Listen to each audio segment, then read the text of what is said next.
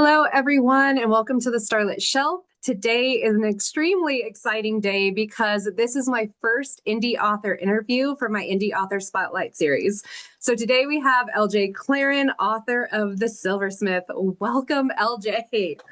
Hello, thank you for having me. Yeah, thank you. It has been a long time coming, my friend. We have had many a conversation.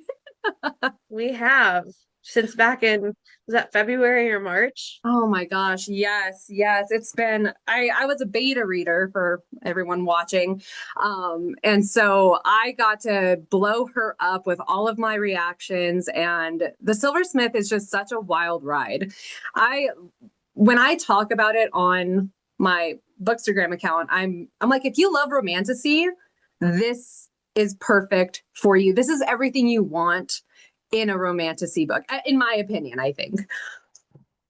Yeah, well, I mean, I'm a big romantasy fan. I've loved romance, I've always loved romance, I've always loved the morally gray uh main guy. Um, yeah, I mean, I was really grateful to have you read it so early. I still remember getting one of your voice messages, which is like at the time, I really hadn't had very many people read it at all. I had like a couple really close friends read it. And so, you were a bookstagrammer that I got in contact with, and for you to be really excited about it, I think I played your one voice message. I think it was in chapter 12. You had a theory, of course, that was Uh, correct. yeah, Which I'm sure everyone has that theory, which is on purpose, by the way, yeah. Rich. But I think I played that voice message like 5 times because I was just so excited to have somebody excited about it. So Yeah, and I think I love the fact that I was a beta reader because now that I see you freaking blowing up, LJ, you are blowing up right now. My mind is blown. Not that I'm so is mine. surprised, but it's just like, as soon as you publish, what was the Amazon thing? You're in the top 100 for fantasy romance For ebooks. romantasy. Yeah, Mm-hmm. that's incredible. Yeah. And I'm like, hey, I was a beta reader. I knew her first. Okay. I told her to get a Bookstagram account. Okay. That was me. That was you. I was on my personal account, and I had been working on this book series for 15 years. I mean, it's been a long, long work in progress. Um, and Yeah. then before I got pregnant with my daughter in 2023, I wrote the most recent draft. And after I had her, I just decided, okay, I'm gonna just send this out to some people and see if anybody would read it for me. And that's kind of just what happened. And then you were one of them. And Yeah.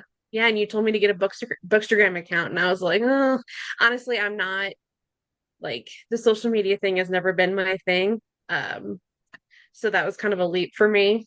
Yeah. But So a couple things when you're talking about all that, it's your mom and you're writing a book, or you wrote a book, and I'm assuming you're currently writing book two. hmm yep. How do you do it? Because I'm a I stay-at-home don't sleep. mom. I have two I don't kids. sleep as much as I should. Right, okay, so you're just an insomniac trying to find any space for yourself that you can. Well, I think my writing time really is space for myself. It's like pretty therapeutic, in a lot of ways. And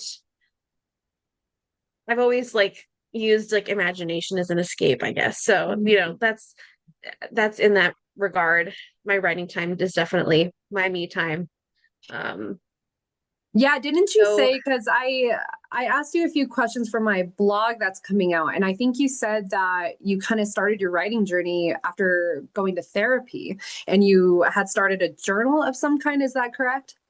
so yeah, when I was like 14, I had just started going to therapy because of some things that were going on in my life. And one of the recommendations was that I start journaling, and I did that for a while. But then we had a creative writing unit in my eighth grade class, and I'd always loved to read. Like I was a big, big reader, um, but I hadn't really done much writing. And after that creative writing unit, I really kind of fell in love with it. And so I just started thinking of a story. Um, and at the time, it was pretty basic and pretty like YA. Um, Was it always fantasy but though? Like, did you always kind of gravitate towards fantasy, or did you start with a different genre? it always gravitated towards fantasy. Yeah. Yeah. Yeah. Yeah. I feel like I've loved fantasy since I was in middle school. I think it's like, of course, Harry Potter, but then I got into like Yeah. Piers Anthony and like the Zaynth series. I don't know if you know what that is. My Um, husband loves Piers Anthony. I have not really? personally read him, but I he loves him. Oh, tell him that I like Piers Anthony too. He I got me will. into like that's like high fantasy, and that's Hmm. what really took off my reading journey. And yeah, it's funny because I feel like this is such a typical journey for a lot of readers is that they kind of start with fantasy and then they kind of go away from it and then come back to it later in life. Um, but let's go back to you. So we've talked about how your writing journey began, but what has been some of your biggest creative influences or literary influences? I've always loved Victorian literature. I Hmm. think that's probably one of my favorites. I love Jane Eyre, Jane Hmm. Austen. Hmm. Um, I mean, I was definitely a big Twilight fan. Oh, of course, of Of course. How old are course. you? When did that come out for you? How old are you? I'm 30, so Okay, you're pretty young. I was probably Yeah, 13-ish, yeah, seventh yeah. grade. It Okay. was kind of around the time I started writing, I guess. So but I don't know. I mean, honestly, like everybody else, I mean, I wrote all through high school, and I kind of just kept reworking this story into something that I wanted it to be. Hmm. But I feel like everybody else that took that like, hiatus of reading, kind of, I Hmm. did the same thing. Yeah. And I didn't read a ton. I mean, I have an English degree, so I mean, obviously, I read a lot in college. That was going to be my next That was question. If you've had any like formal writing education, literary education, and or if you've just kind of taught yourself how to do it. I do have an English degree, yes. Okay. So, studied English all through college. Um, but like everybody else, I think I didn't read a lot for recreationally in college or even in my early 20s. Yeah. It was always like my writing, I was always kind of doing that. It was always in the back of my head. I was always like, I'm going to come back to this. I'm going to come back to this. Um, and then I just started reading again. I think shortly around the time my kids are 3 and 1. I have a 3-year-old son and a 1-year-old daughter. And I think around the time that he was born, I started reading again. And then I just kind of got back into writing too. I feel like and I've heard other authors say this is if you ever have a writer's block to just start reading Hmm. and it's like kind of just words just start moving. Yeah. That's Do kind you of think how that it's there was always like been for me. one? Oh, I'm sorry. Go ahead. No, I was just gonna say that's how it's always been for me too. Okay. Do you remember if there was like a certain book or certain moment that was kind of the catalyst for you to pick up writing again? Do you remember like a specific moment or a specific book? Oh, I mean, it was Sarah J. Maas, Okay. the queen. Typical book for everybody. Yeah, Yeah. that's so I funny. mean, she's just on her own level. So Yeah, yeah, and I feel like a lot. I just saw. I think you sent me a reel of a woman who was making kind of comparisons to the beginning of your book to the beginning of Akatar, because Ari starts off in poverty, and there is a moment with a wolf.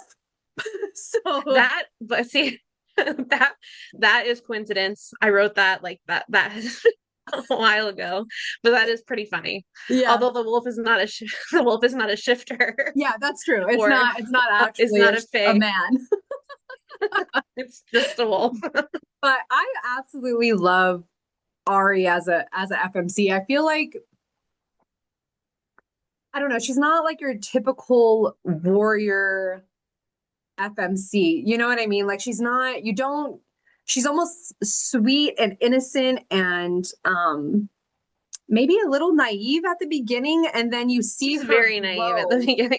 Yeah, so I didn't know. I was like, is this offensive to her? But she's No. naive at the beginning, but you see her grow into this very self-assured woman who learns to speak up for herself, and especially just being able to make decisions for herself. And I don't know. I just feel like she's a refreshing FMC. And the character development with Ari is spectacular. I really like Ari. But I'm interested to see where she goes because this is book one of five. Yeah. Five. So there a lot can happen in five books. So I would love Yes. to see her become like a warrior, badass woman. But do you kind of have an idea of what's going to be going on in book five? Do you have outlines of where you want this story to go and how you want your characters to be in the final book? Yes, I would say it's not like I don't have it concretely written down, but I know what's going to happen, and I have a pretty good idea of how it's going to happen. Um, You're going to devastate us, aren't you? I feel like I the last 100, like you did the last 100 pages of the book. I remember the first time I read it, and I do not stay up late. Okay. That is one thing I don't do. I love my sleep, and it takes a lot for me to continue reading past my bedtime. And your book did that to me. I was like, oh my God, what is happening right now? And it was just one thing after another, like just a freaking onslaught. And I, it was crazy. And I'm like, when you start talking about the final books, I'm like, oh my God, I don't even want to know. I don't even want to know. I'm scared. I'm scared. yeah, I I think that, the ending of the book and what she chooses to do and what happens to her kind of speaks to how naive she is, Yeah. and it's kind of like the jarring um realization for her of how dark the world is. I Yeah. don't think that she really had a grasp on that. Um, and that is kind of by design. Yeah. Um, I mean, but going back to, her being kind of a soft FMC, I personally, when I'm reading, I don't, of course, it's fun to have you want to have the badass warrior woman. Yeah. Um, I personally, when I'm reading, I want to see how she got there. Yeah. Like I don't always love it when they just come out the gate and they're just this hard-headed Yeah. warrior. And then that's personal preference. I mean, Yeah. Yeah. and not to say I don't want them to get there, but like I love the journey. I love the development. And so that's kind of what I tried to do with her.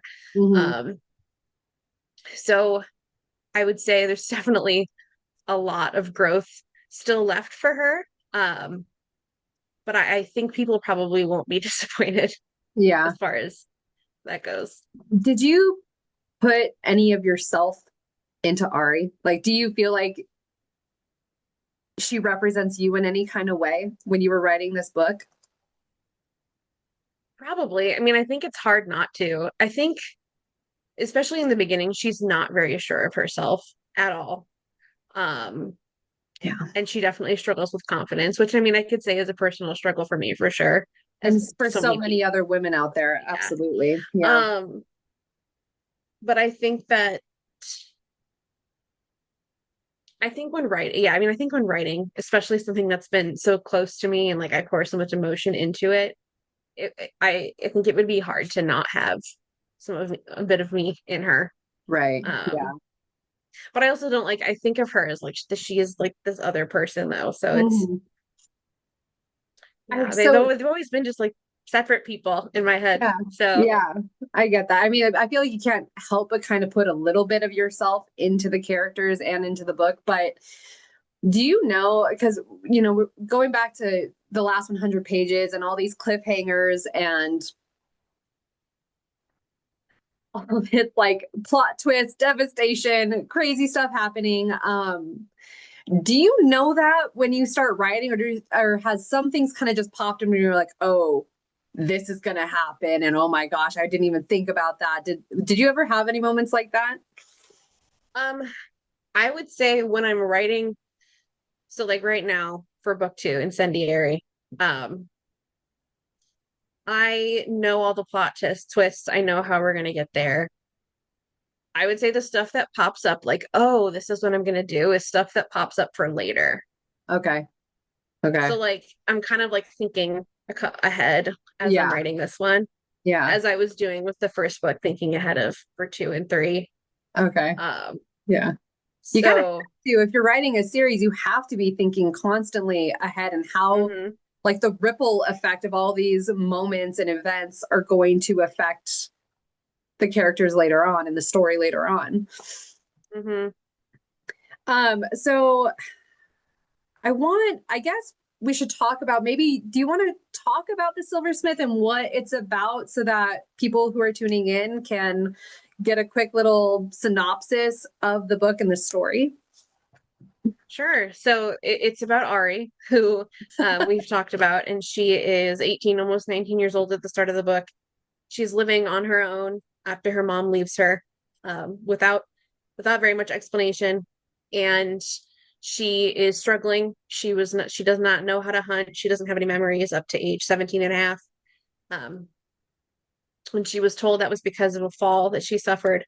The poor girl she also found her father and little brother dead. Oh, Um, poor and so Ari. she's going through it. And she an old friend that was there for a brief amount of time, in the time that she can remember, uh, Gemma shows up, tells her that she's there to take her to her real father, who she finds out is an ancient sorcerer. A couple other men come, uh, planning to accompany them, Mhm. and they tell her that she is also betrothed to marry the commander of an army, to help defeat this her ancient sorcerer father's arch nemesis. Yeah. And so that's what she thinks that she is going to be doing. So um, one of the men, his name is Smith, is Oh, Smith. Dude, he that has his man is own. feral. Like, I feel like he's wonderful. He is wonderful. I love him so much. He's morally gray. I've debated calling him morally black, maybe. Mm, I think he's on the line. yeah, Um, I could see that. I could see that. but When Ari's mom, dude, Elowen, is that how you say Elowen? yes, Hmm. that will be revisited, I will say. Yeah, But are we gonna get more from Elowen later? yes. Yep. Good. Because I have some questions for her. Yeah, I don't really like her very much, so I'm interested to hear more from her. Neither does Smith. Yeah. Yeah. I Smith, man. If you could describe Smith, like what would you if you could compare him to other fictional characters or like put him in a nutshell, how would you describe him? Um, I know somebody said it would be if Cassian and Reese had a baby, Yeah, okay, I could see that. Yeah, but I feel like he's even more brutal than he's that. pretty brutal. He's pretty Yeah, brutal. rougher maybe. Yeah, I Um, feel like he's like Lord of Bloodshed, but bloodier. You know, he's got like the Cassian hair, right? So that's what people like are gonna associate. Cassian's such a golden retriever, though. Yeah, yeah, he is. I love Cassian. I love Cassian, but I love Smith too. So I kind of want to start talking about kind of the tougher stuff. So we have kind of talked about this on our own, but let's talk about the reviews and how, because being an indie author is so hard, and reviews are a huge part of your success because it's the community, it's how you get your name out there, it's like word of mouth. And your book has phenomenal reviews. I just want to remind you of that. And but there is some negative reviews. So how do you deal with that? And what I mean, and we also talked about, sorry, so how do you deal with the negative reviews, but also can you kind of talk about why reviews are important and why you need to have the reviews as an indie author? Because I think you also mentioned that you've seen a lot of people reading your book, but you're hardly getting any reviews based off of how many pages have been read and that frustration that you're dealing with. So can you kind of get into that a little bit if you don't mind? Sure. Well, with the negative reviews, I mean, it's definitely been an adjustment. A few months ago, I literally was like not even sure I was going to indie publish. So this has all happened really fast. Mm-hmm. So to have, it out there, it's amazing, but also at the same time, it's pretty jarring when you see people. Some people are comfortable saying some pretty mean things that aren't necessarily constructive. I think to have some people be really aggressive about how much they don't like something, it's pretty jarring to me. But I also didn't even use Goodreads until recently. Yeah. Um, so I don't think I even realized that people used it um like they do. Yeah. But as far as why it's important, so indie authors, we really all we have is, like you said, word of mouth, social Mm-hmm. media, and reviews. What I did was I advertised for ARC readers a lot, and I sent out a lot of ARCs. So do you have, because indie authors typically don't have a team, and so you don't have a ton of support. I think you have a street team now, but Hmm. what do they do to support you, and what is kind of what are you in charge of, and what all is on your plate that you have to do? Um, yeah, I guess that's the question. Like, how do they support you, and what do you have to take care of on your own? So I I do have an assistant, Doris, and she's actually one of my beta readers that she offered, and she's fantastic. She helped me, especially in the week leading up to release, made a lot of my posts for me. Um, she's helping me try to figure out merch, special editions, things like that. Yeah. Um, the street team, they've done a lot of posting. They're also just kind of like a hype crew, Yeah. which has been pretty cool. Yeah. So they're made up of I put out applications for my street team, and it was mostly ARC readers that applied that really loved the book. Um, That's awesome. but they're just helping spread the word, really. And That's as far as what's on my plate, I mean, indie authors have to do it all by ourselves. So, but as so, far as like why reviews are so important, that's why. I mean, I don't have a marketing budget that I can go, send a bunch of PR boxes. I mean, I could, but I mean, I just, as a middle class mom of two, I just don't have funds for yeah. that. So, I mean, but as far as reviews go, it just helps get the word out there. So, LJ, what do you think is the hardest part about being an indie author? What do you want readers and people in the book community to know and understand about indie authors and how they can help? The hardest part is definitely just getting it seen. Um, it, it's it's hard to go out there and just advertise your own book and just say, "Hey, read my book." I mean, yeah, Without sounding you like need to really have. annoying. Well, yeah, I mean, and that's kind of initially what I had to do when I was getting beta readers was just Yeah. like ask them, would you please read this? Luckily, the more people like it, then the more you have their word of mouth and then their suggestion to other people. And then that's that helps you get more readers is because, so and so trusts so and so's recommendation and then just on from there. Um, so I mean, just spread the word really. If you Yeah. love an indie author's work, then blast it on social media that you love it.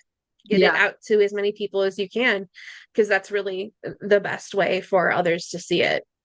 And that is the cool thing about, Bookstagram and Book Talk that we have now, that um there didn't used to be that way. I mean, I was talking to my husband about this. It's like initially when I first looked into self-publishing, I was like, wouldn't I have I was like, wouldn't I have to buy like a pallet of books and pay up front and then have to try to sell them to people? And Yeah. then you find out through Amazon, you submit your manuscript, submit your cover, and they print it.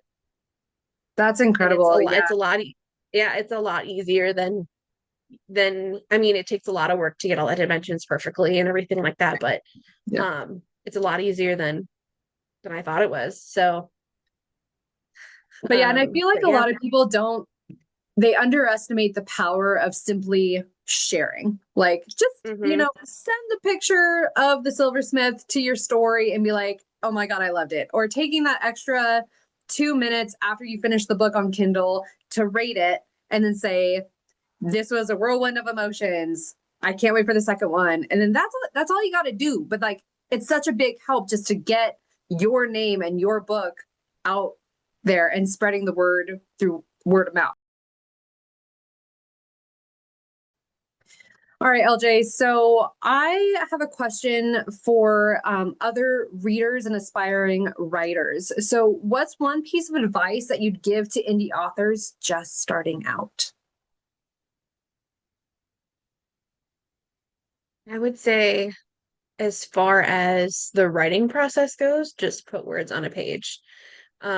Just keep writing.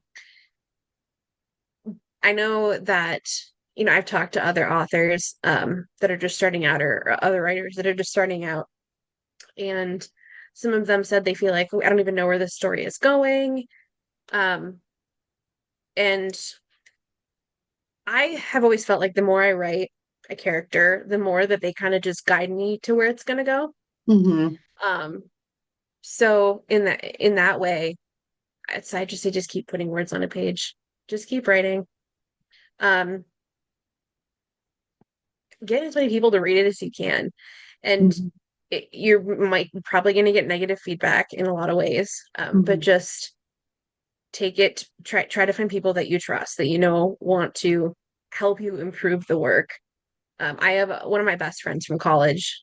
Um, she took, I mean, she took the whole manuscript and she marked it up. I lived with her in college. She was a fellow English major, one of the smartest people that I know. And she just, her name is Caitlin, and she had the sassiest comments. And she was just so helpful, but she was harsh in a lot of ways too. I think I remember you But telling me about her comments because I was like, I was just so positive and I'm like, oh my God, this is so much fun. You were like, but well, my other but friend is I kind of being mean. but I trust her, right? Yeah, Like I yeah, know that yeah. I trust that she knows what she's talking about, because she was always so thoroughly critical in a productive, constructive way, Mm-hmm. whenever we were in class and in writing. Um, and of course she's my friend, and she's one of those friends that's going to tell you what you need to hear and not just what you want to hear. Yeah, Um, so I mean, find friends like that, find readers like that will care. Um, fellow writers too. mm-hmm. Talk to other writers. I actually don't have a ton of writing friends. I kind of wish I Really? had more. Yeah, I think that's probably just because I wasn't really in the community before I just decided, Yeah, okay, I'm gonna try to publish this. Um, I have since met a lot more people, but yeah, you just surround yourself with people that want to help you and want to see you get better, and that are absolutely. encouraged. Yeah. I love that. So sorry, I'm gonna read off of some questions. So I did ask some of my followers if they had any questions for you. So I have a few. So if you could go back to before publishing your first novel, what would you do differently? We deal with the negatives Hmm. better, like kind of come up with more of a plan mental health wise. Um, because it's happened so fast. I did the arcs that went great, put it out there. I mean, of course there were negative arc reviews too, but like when something's it's like so close to my heart, and so it's like you go into it knowing not everybody's gonna like it. Obviously, not everybody likes every book. Um, but then once that stuff actually starts coming in, it's kind of like, well, okay, some of the stuff that you hear can be hard. So I guess just yeah, try to come up with a more solid plan ahead of time to take care of my mental health. Yeah. And I feel like especially when you publish and it takes off, you're getting an onslaught of comments and critiques and all of this. And so you're getting a lot all at once. And yeah, I feel like, I mean, what's your solution to that? I mean, would you even look at the reviews anymore? Like, do you think that you would just I not? do still, and I probably shouldn't. Yeah, I feel like I couldn't even like look at that kind of stuff. I don't know, but I couldn't help it. Like I feel like I would obsess over it. I don't. Yeah, it's really, really, really hard not to. Yeah. I've had a couple of close friends that I've made, especially like some of my other beta readers, that are constantly like, "Get off Goodreads!" They're yelling at me to get off Goodreads. Oh, Um, they're trying to protect you. they are, Okay, and I would so say, for everyone out there, she's got like 30 out of like 1100 that are not so good reviews. Okay, so they're very minimal, but it's still enough that you see them and you can't help but take it to heart, right? yeah, I mean, and like, look, everybody should absolutely be honest, right? Nobody should try to not be honest because they don't want to hurt an author's feelings. But at the same time, it's like be a human. Yeah, I think Um, it's for me, I just be respectful.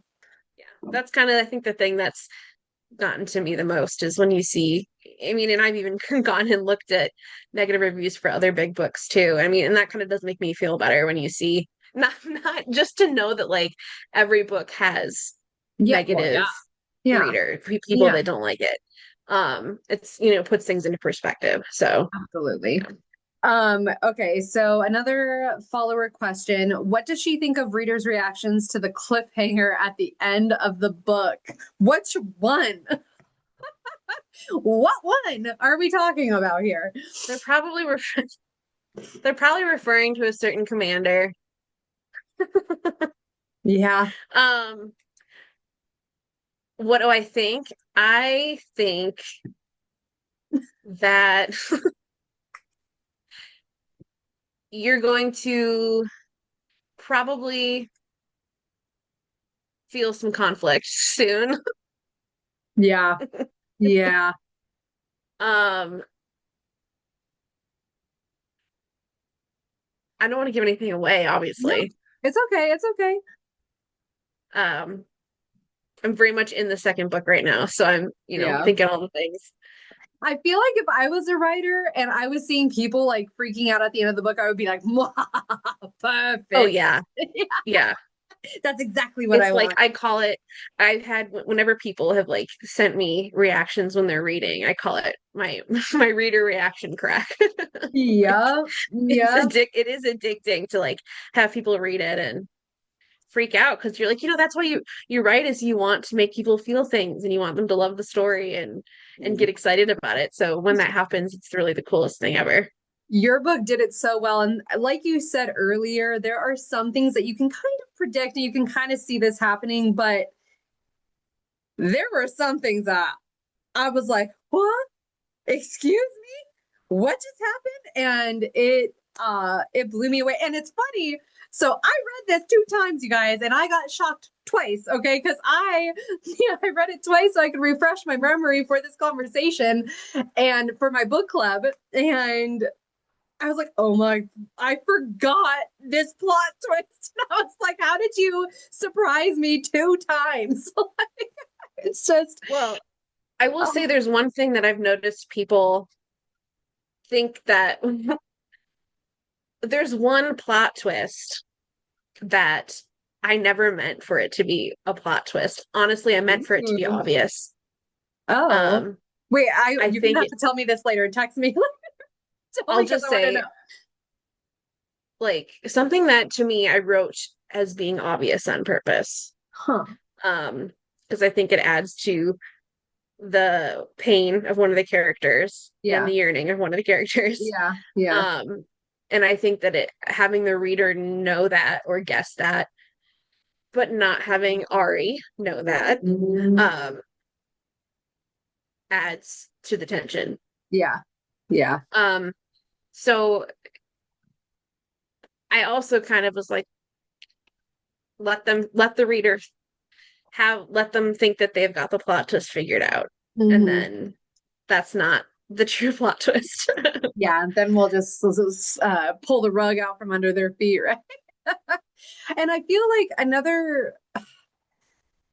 I say if a book can move me emotionally, like it's a 5-star read for me. And I feel like the second time reading this book, I don't know why, but like it just hit me harder and I got emotional and like I cried during I think there was 2 times that I cried during this book and it was my second time reading it and it's like but just knowing the longing and what these characters have gone through and like because I knew the majority of the things that you find out at the end and like revisiting the characters and see knowing that and then seeing the characters and starting over again and realizing knowing their backstory their backstory and it's just like it just adds that depth to it and it it really impacted me and I was just like oh why am I crying again this is the second time I read it but it really it's just a beautiful story and it's tragic but beautiful and I love it I really do. Thank you. Yeah, Yeah. I love it too. Yeah, I bet. So the final question that a follower asked was, will the book be in any book boxes, such as Owl Crate or Fairy Loot? I don't, maybe in the future. Right, that's Um, the dream. That would be amazing. yeah, I am totally flying by the seat of my pants here. Yeah, yeah, So, so I mean, I think that's possible if it got big enough. yeah, If it caught some attention of, I mean, I believe I'm not even sure how some of those book boxes work if I submit to them, or how yeah, that works. But I mean, that would be so cool if that happened. Right now, I would say there's not a concrete plan for that to happen, but hopefully. yeah. Have you been getting a lot of people or companies reaching out to you to promote your book at all, or like, is it a lot of spam, or like, what have you? Do you have anything exciting going on or in the works that you want to share, or Well, the whole anything like series, that? it was the rights were acquired for the 5 book audiobook series for Oh, Tantor. So that oh, happened before release. So that, yes. So that the first one should be coming out in October. I don't have any other concrete details like narrator or anything quite yet. I was just gonna Um ask. I was like, "Who's is it gonna be a double double narrator? Who's the guy?" Because I need to know. I do not know yet. Oh my But God. once that is decided and I'm able to announce that, I will, of course. Oh, I can't wait. That's gonna be so cool. That's gonna be I so know. cool. Oh my God. So hopefully, hopefully we're more on that soon. So very exciting. I was pretty like my mind was blown when that happened. So That's so cool. You must just be so excited and happy. I know there's like so many emotions going on, but you just must be so proud of yourself and your family must be so proud of you. Oh my God. yeah, they're like, what?